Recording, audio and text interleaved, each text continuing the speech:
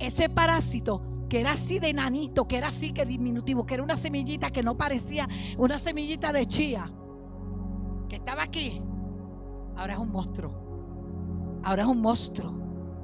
Ahora es un monstruo. Y ahora yo en mí, no solamente aquella adulación que yo sembré en el corazón de Héctor, ahora creció. Ahora creció. Y ahora yo tengo un tan alto concepto de mí que no debo tener. Y ahora la cosa se dañó. Porque entonces ahora cuando se entra por la iglesia ya no cabe por las dos puertas. Está inflado. Ya no cabe por las dos puertas. Entonces ahora yo soy el que soy.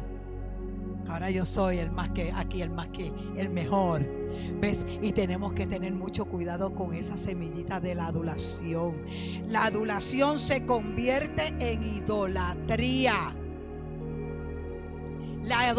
¿Está escuchando? La adulación se convierte en idolatría.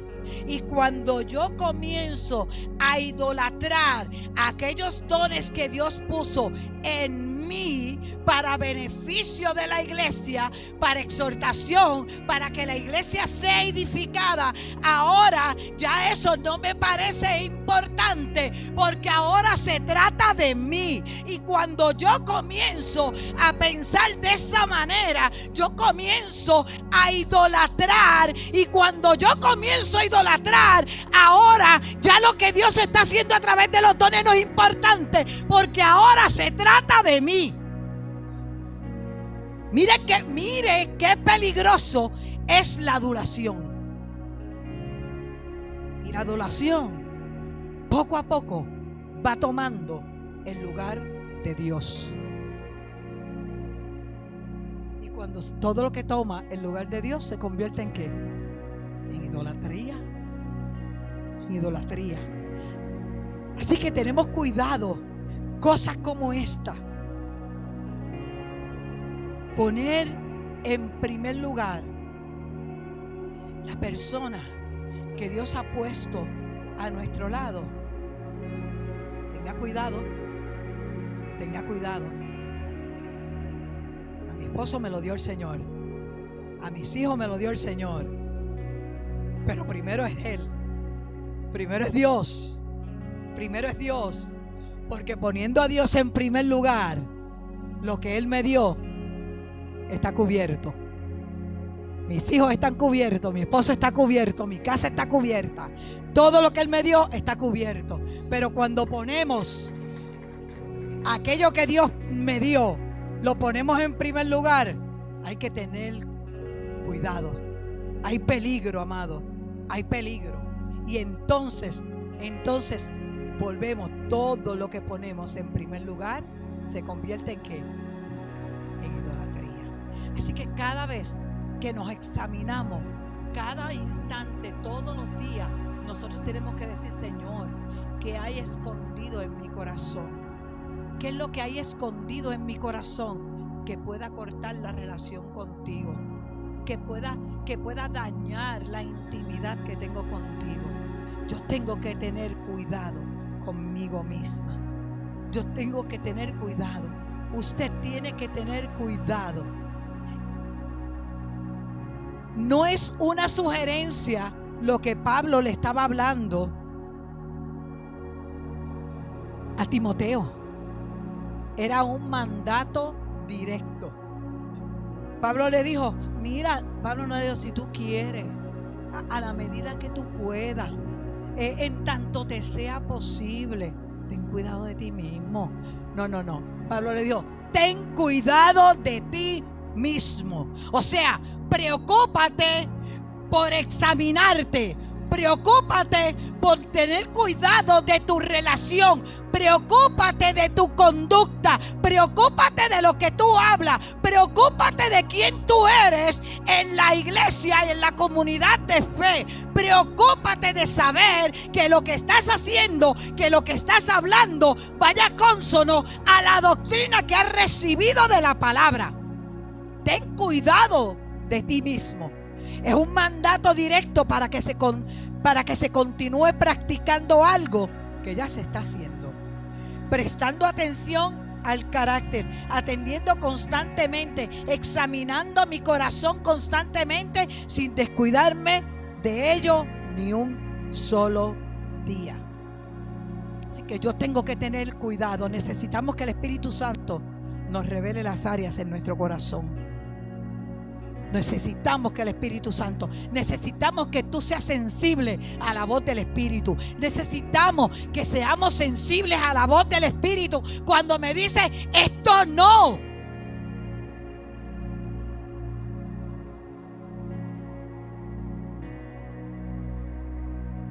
Usted sabe que tomamos decisiones y después que las tomamos, venimos y le decimos al pastor: pastor, ore por esto.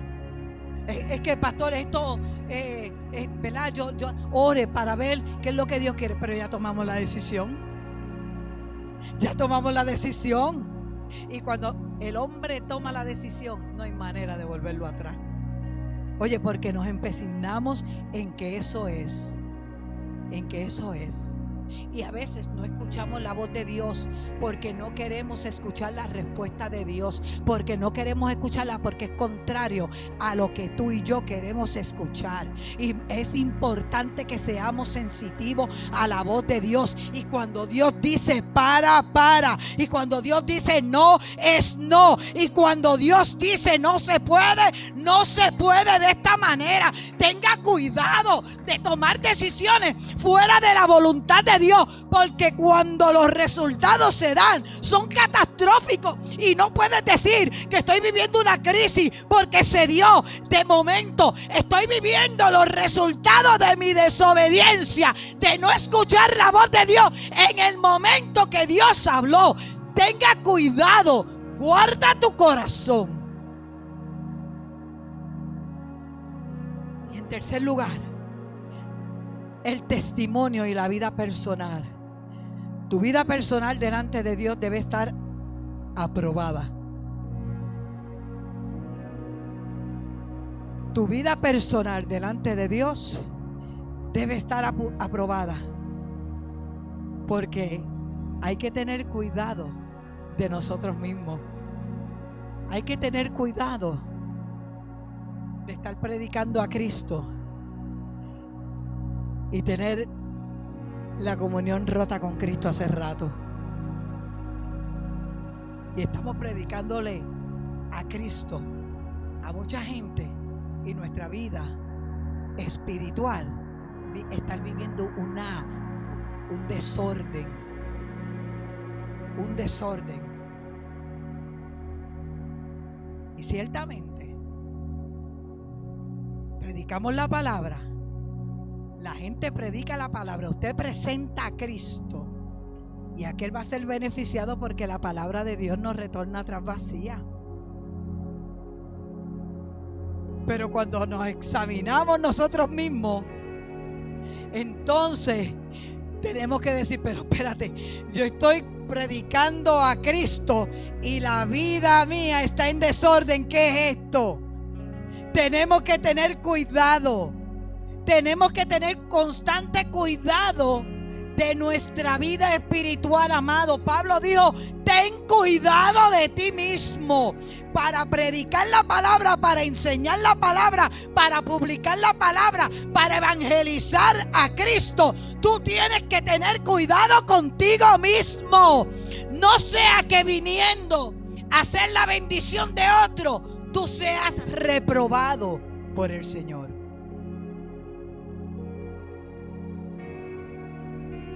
Persiste en ellos. Persiste en ellos. Persiste en la doctrina que tú has recibido. Persiste en ello. Persistir es mantenerme. Persistir es procurar. Persistir es que yo decido que de aquí no me mueve nadie. Esto fue lo que yo aprendí. Lo aprendí por la palabra.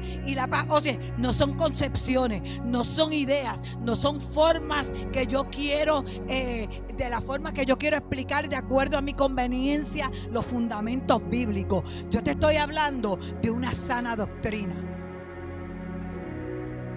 De una sana doctrina. Subraya la importancia de las enseñanzas correctas del Evangelio. Asegurar que la doctrina que se imparte, que la doctrina que escuchamos es fiel al fundamento bíblico.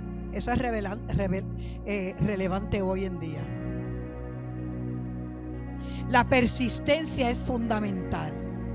Yo tengo que persistir en hablar, en repetir la palabra de Cristo, porque cuando yo repito y cuando yo estudio la palabra de Cristo y yo me encuentro por allá con una salta de barbaridades, de ideas raras, yo voy a estar clara y yo voy a poder discernir y yo voy a sopesar lo que es conforme a la palabra y lo que no es conforme a la palabra. Y es bien importante, iglesia, que tú estés diestro, que tú seas un experto en la palabra. Oye, si hay alguien que debe ser experto en conocer la palabra de Dios, es la iglesia. Es a ti que se te delegó esta responsabilidad, iglesia, en conocer la palabra de Dios. Es a ti que se te delegó. Por tanto, es importante que tú estudies la palabra. Llegar un jueves a la casa de Dios no es una pérdida de tiempo. Tú estás sembrando para tu futuro. Tú sabes que hay un peligro en lo que se está hablando, en todo lo que se está viviendo hoy en día, y las falsas doctrinas y las falsas enseñanzas y la liviandez con la que enseñan el fundamento de la palabra y las doctrinas bíblicas.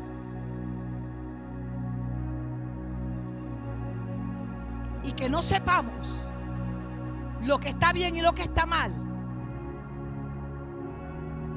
es un peligro a nuestro futuro. Porque un solo fundamento que tú alteres, y te explico y lo explicamos los otros días, y lo tengo que explicar y lo tengo que decir, es imposible. Hemos estudiado el libro de Hebreos, hemos estudiado hasta la saciedad Hebreos, hemos estudiado, anteriormente estudiamos Romanos, ahora estamos estudiando una de las cartas pastorales, la carta de Colosenses. Esta carta es pastoral, esta carta de Timoteo es pastoral. Estamos estudiando cosas que son fundamentos bíblicos. No estamos perdiendo el tiempo en Rejoice los jueves. No se está perdiendo el tiempo, estamos estudiando lo que va a ser, lo que nos lleva a nuestro futuro. Y estamos aprendiendo, y hemos aprendido que una vez salvo, siempre salvo. Es una doctrina de error. Una vez salvo, siempre salvo. La palabra no me habla de esto. Porque la palabra me dice que yo tenga cuidado con lo que yo he aprendido, no sea que me deslice. Lo dice Hebreo. No sea que nos deslicemos. Me está diciendo que si yo morí con Cristo, y esto lo aprendimos en estos días, que si yo morí con Cristo y ahora yo resucito con Él, mi vida le pertenece al cielo, mi vida le pertenece a Él. Entonces yo tengo que buscar las cosas de arriba. Yo no puedo vivir dentro de la iglesia pensando que una vez fui salvada de aquella vida, y que yo puedo vivir pecando dentro de la iglesia y que me voy para el cielo. Mire, no importa cómo nos llamen, si nos llaman los religiosos, si nos llaman como que ya no estamos no importa. La palabra es una para todos los tiempos, y la palabra dice que si yo no cuido mi salvación con temor y temblor, puedo correr el peligro.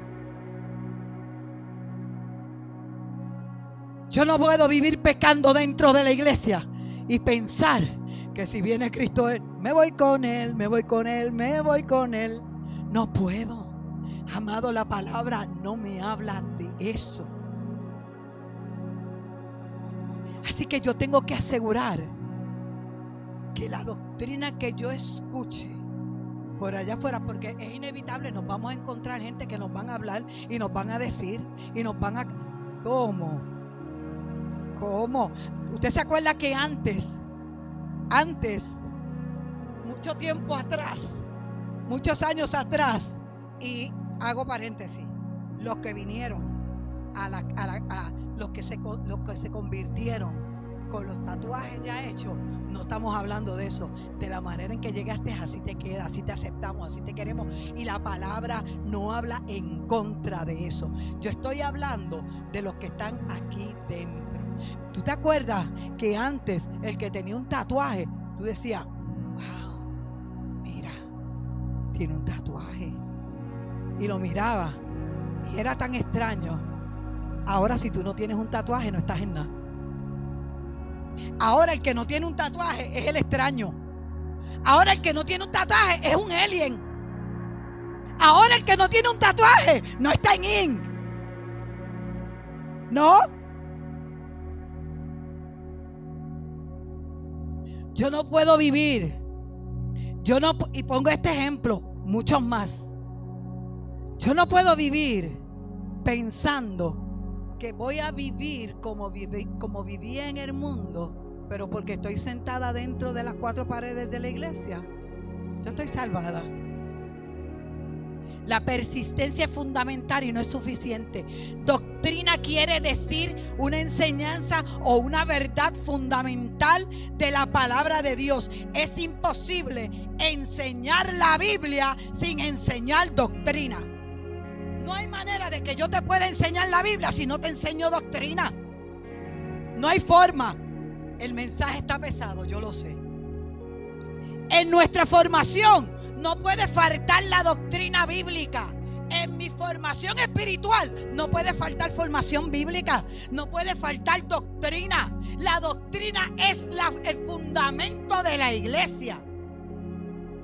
¿O es que cuando usted no va a pedir trabajo, el patrón lo primero que le dice son las reglas? Y qué bien la guardamos.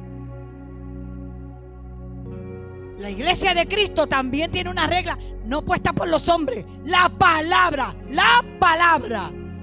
Así como la columna vertebral nos permite caminar derechos, la doctrina bíblica es fundamental para nuestra salvación. La doctrina no te separa de la comunidad de fe. La comunión fraternal no rompe la comunión fraternal y no destruye. Todo lo contrario. Cuando leemos el capítulo 2 del libro de los Hechos, hay algo poderoso que pasa en el libro de los Hechos. Dice que cuando Pedro se levantó y comenzó a predicar después del día en aquel día de Pentecostés, cuando recibieron el poder del Espíritu Santo, Pedro se levanta y comienza a predicar la palabra poderosa del Señor. Aquel hombre que por 3 ocasiones negó al Señor, ahora se para con mucha ímpetu y le dice a la gente, ustedes fueron los que lo crucificaron. ¿Con qué autoridad Pedro habla de eso? Y dice la palabra que mientras Pedro hablaba, se convirtieron en aquel día como 3,000 personas. Pero lo más impactante es lo que dice después. Dice que todas aquellas personas que se convirtieron, mire lo que dice, escuche, perseveraban en la doctrina de los apóstoles.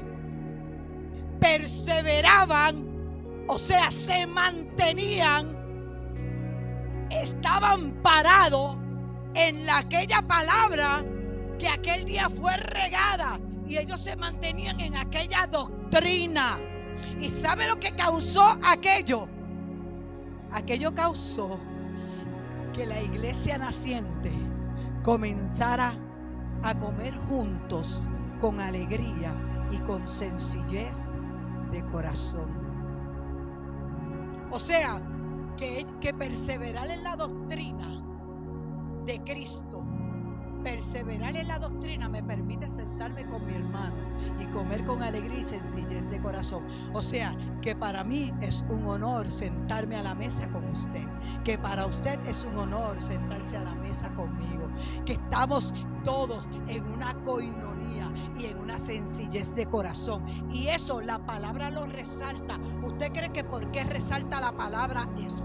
Porque para el Señor eso es importante, que tú y yo podamos perseverar en la doctrina que hemos recibido, y que cuando se llegue el momento de tener coinonía, usted y yo nos podamos sentar a la mesa y compartir, porque estamos viviendo un mismo sentir. Y me voy más. Después que dice eso, después que dice que comían con sencillez, se sentaban a la mesa y comían con sencillez de corazón. Y a veces el hombre haciendo esfuerzo. Mire lo que dice. Y el Señor termina en ese, está hablando de ese tema, y en ese mismo capítulo dice: y el Señor añadía a la iglesia los que han de ser salvos. Cuando usted predica el fundamento de la palabra sin añadirle y sin quitarle, la palabra hace un efecto en el mundo espiritual que usted ni se imagina. La palabra cuando es regada con intencionalidad y con responsabilidad, la palabra hace que el corazón del hombre reciba la palabra, el fundamento bíblico. No estamos jugando. Cuando la palabra es regada con responsabilidad, hace lo que tiene que hacer. Y el Señor añade a la iglesia los que han de ser salvos. ¿O usted se cree que la mayoría de la gente que nos visita no conoce o no ha tenido alguna experiencia con el Señor en algún momento y no conocen la palabra? La gente que visita una iglesia es porque está cansada de la mentira de afuera. La gente que visita la iglesia con intención de quedarse es porque está buscando un refugio del desorden de afuera. ¿Y qué espera encontrar dentro de la iglesia? Verdad. ¿Y qué espera encontrarse dentro de la iglesia? Orden. Porque si las personas que nos visitan encuentran que en la iglesia, dentro de la iglesia, está el mismo desorden que afuera, no van a volver, porque no va a haber una diferencia. Así que cuando usted predica el fundamento, la doctrina de la palabra, tal y como está, y no la venga a acomodar, no la acomoda de acuerdo a la necesidad de la persona, no está acomodándola, no, sí está bien, pero no, si tú en la iglesia no te van a decir nada, tú puedes venir con las 3 mujeres que tienes, olvídate de eso, y las sentamos y las queremos y todas, olvídate. No, es que tú tienes que hablar la verdad. Tú tienes que hablar la verdad del evangelio. Tú tienes que hablar la verdad del fundamento bíblico. Tú tienes que decirlo. Oye, y no estamos juzgando. Predicar y enseñar la verdad del fundamento bíblico no es juzgar a los hombres. No es juzgar. La palabra me dice que yo puedo juzgar con justo juicio. Cuando yo juzgo con justo juicio, es que yo estoy hablando lo que es conforme a palabra, a la verdad de la palabra. Y decirle a un adúltero que es adúltero no es juzgar. ¿O cómo lo llamó Cristo? Usted dime cómo lo llamó Cristo.